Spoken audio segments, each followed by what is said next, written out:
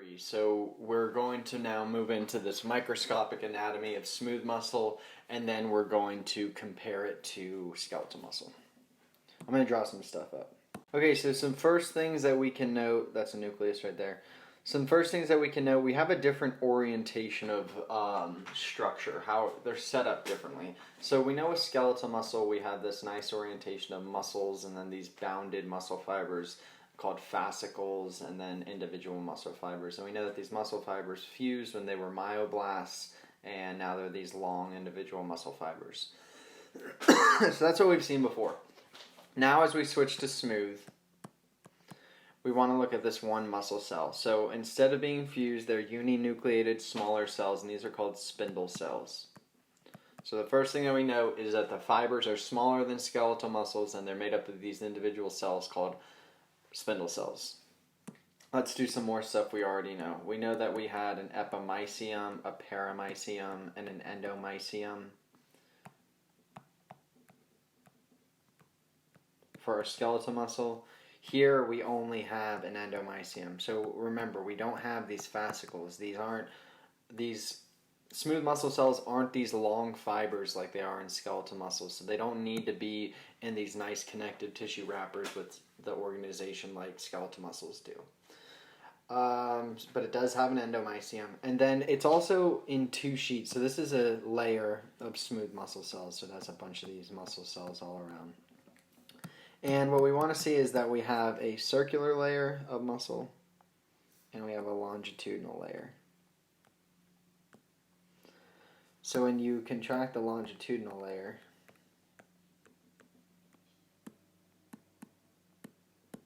you're going to change the length. When you contract the circular layer, here's your circle, and these are going to contract. So you're going to change this distance called the diameter.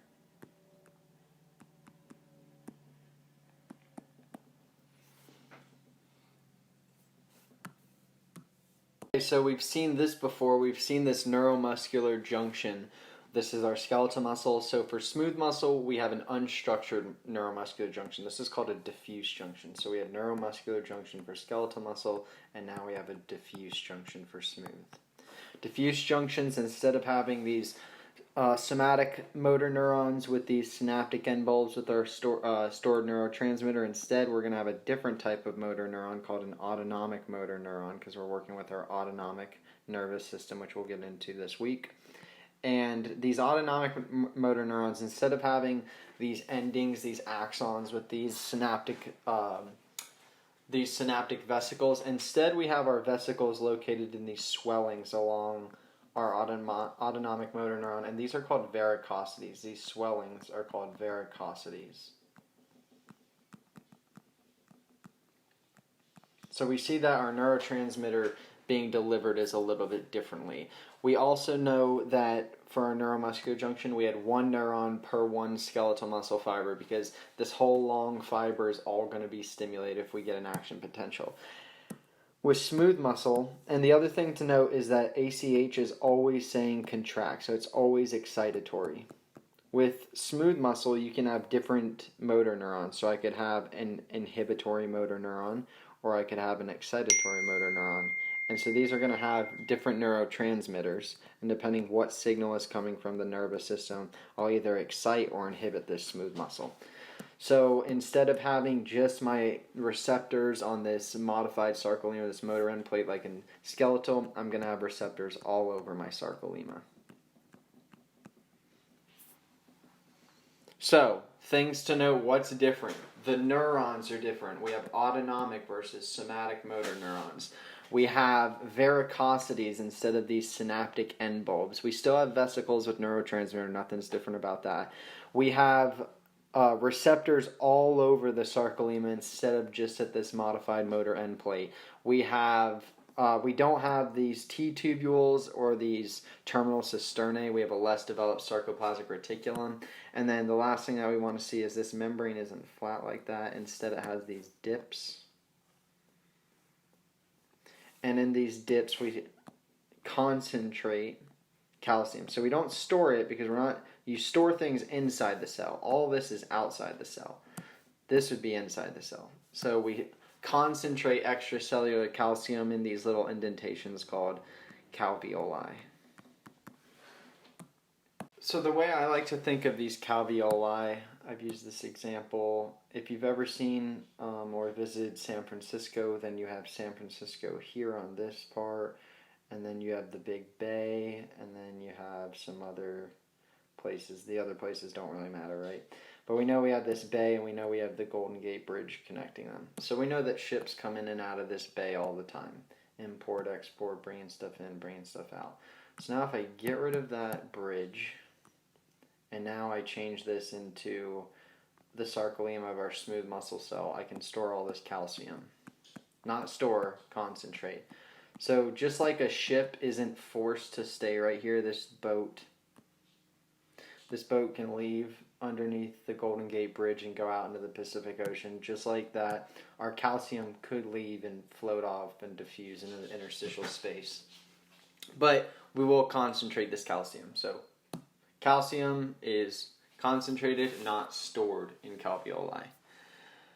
Okay, so I know we drew a bunch of pictures, but let me give you some words. I'll just write up some stuff. Alright, so let's just go through a couple of these. The top line is going to be for skeletal, the bottom will be smooth. So fiber size, skeletal muscles are bigger, smooth or smaller. Nuclei, multi versus uni. Connective tissue wrapper. For skeletal, we had an epi, a peri, and an endomysium. This is epimysium, paramysium, endomysium. For our smooth, we only have an endomysium. For our junction, for skeletal, we have our neuromuscular junction, and for smooth, we have this diffuse junction. And that was talking about all this stuff, how we have these multiple neurons, these calveoli, all that stuff. Receptor sites. So these are only on the motor end plate. For skeletal muscles, specifically on those junctional folds. And for smooth muscle, they're just all over the sarcolemma.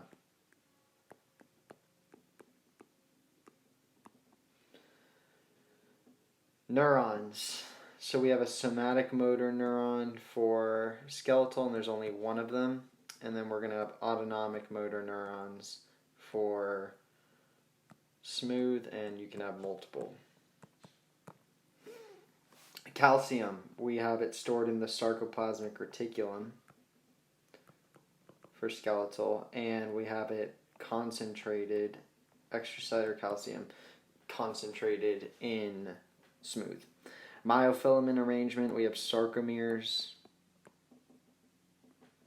for skeletal, and we just have less organized for smooth. So let's get into this less. So let's see these less organized myofilaments. Let's draw what we know.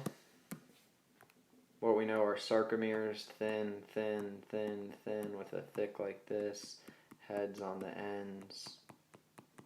Okay, so now instead we're just going to have a thick myofilament, a big thick myofilament with heads all over.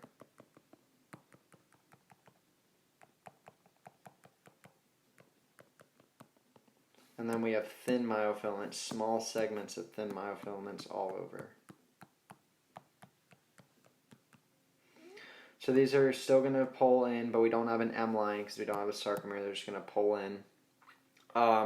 We don't have troponin. Since we don't have troponin, that means calcium is going to play a role other than exposing a binding site because we don't have that binding site blocked here.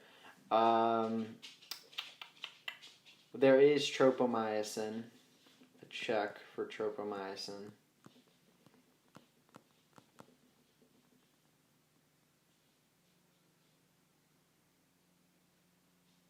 And then the other thing that we want to note, if I draw a spindle cell, so here's my smooth muscle cell, there's a nucleus. I have these things called dense bodies. So these are just protein cores around my cell. And connecting these dense bodies are intermediate filaments. We talked about intermediate filaments in Unit 1 when we discussed the cytoplasm. And what these are doing are creating boundaries for contraction. So if I have a thick myofilament there, one here, thins all around. So instead of nice organization, thick myofilaments pulling towards thin myofilaments, giving us this unidirectional motion for skeletal muscles, instead, it's really hard to demonstrate without a visual, like without you seeing my hands, but I basically just want you to think that these are boundaries for contraction. So if I make this my boundary, when I contract this thick myofilament pulling the thin end, that's going to pull everything over here inward. So instead, it would kind of look like this.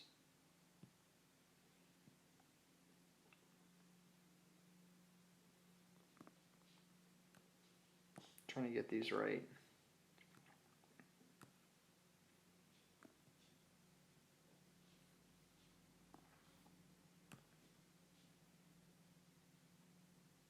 All right, that's good enough. So the whole point of what I was trying to show is because this is a boundary, there's nowhere for this stuff to go except the direction of muscle contraction. So all this stuff out here, the sarcolemma doesn't have any choice but to move inward because it was contracted inward. So eventually if you get a contraction from over here like that, but then you get one up here, that's going to pull this in and this will contract, that's going to pull that in. Eventually it's just going to go from this, and then our tissue is just going to form this kind of circle. So it can...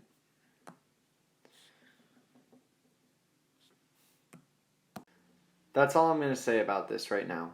Intermediate filaments plus dense bodies give direction to contraction. Because we don't have, like, myofilament or sarcomeres, they only have one way to contract, from the Z line towards the M line. We don't have Z lines or N lines here, so these things are playing the role to give us this directionality to our contraction. That's all we're going to say. If you want to look up a video, type in smooth muscle contraction. Let's do some types of smooth muscle.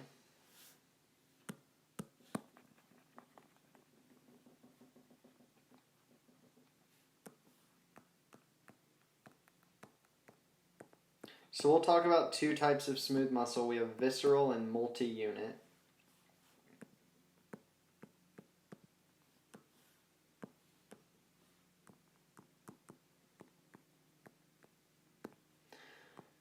So visceral is going to do an action called peristalsis. We've heard of this before, these wave-like contractions of smooth muscle.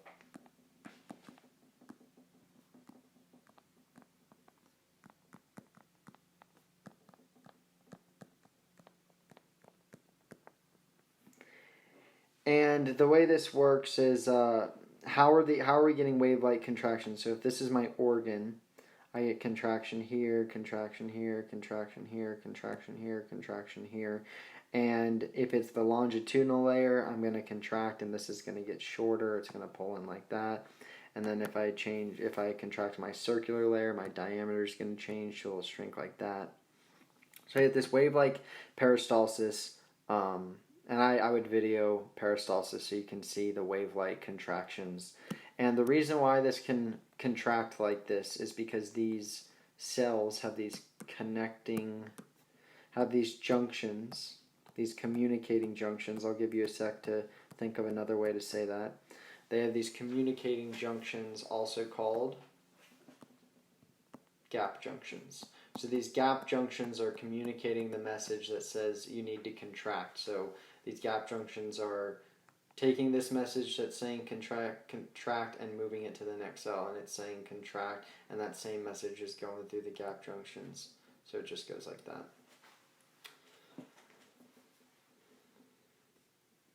Some examples of this, so this would be like hollow organs have these things, so things like the digestive system. And then things like blood vessels,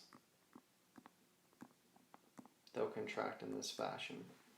And then we have multi-unit. So multi-unit do not have gap junctions.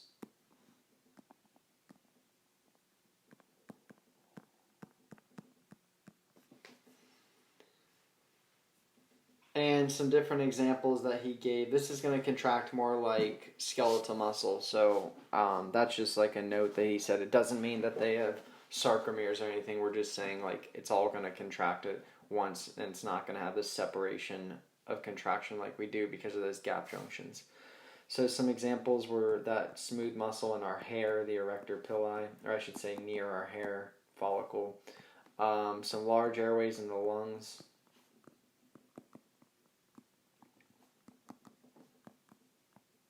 We've got the muscles in the pupils.